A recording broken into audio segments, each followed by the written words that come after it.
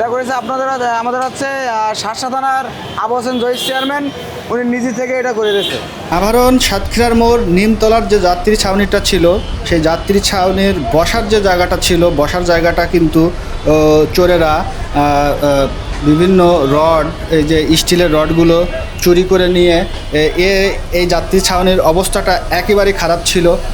বর্তমানে এই যাত্রী ছাউনিটা আবার ঠিক হয়ে গেছে, আর এইগুলো ঠিক করছেন এখানকারই জনপ্রতিনিধি জনাব হাসান চেয়ারম্যান, তাকে একটা ধন্যবাদ জানাতে চাই।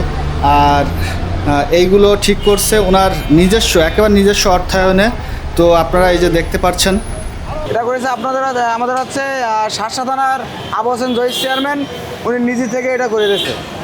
আচ্ছা, এটা তো মানুষজন রাত্রির বেলায় এসে চুরি করে নিয়ে যেত, চুরি করে নিয়ে মানে এর অবস্থা খারাপ ছিল। জি জি, আপনারা তো এখানকার দায়িত্বে আছেন, তাই না? জি, জি। আপনাদের তো কাউন্টার আছে। জি আছে। তো এইগুলো আপনারা প্রতিরোধ করতে পারেন না?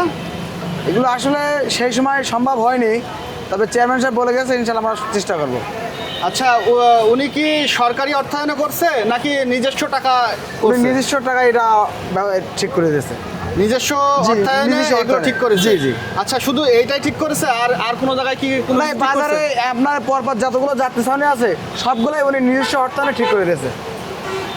আচ্ছা ভাই, আপনার নামটা কি? আমার নাম এস এম আবদুল্লাহ। আপনি কোন কাউন্টারের আমার দায়িত্বরত আছেন? নাবারণ সাতক্ষীরা মোড় হানিফ এন্টারপ্রাইজ। নাবারণ সাতক্ষীরার মোড় হানিফ এন্টারপ্রাইজ। জি, জি। আচ্ছা, ধন্যবাদ ভাই আপনাকে। আসসালামু আলাইকুম।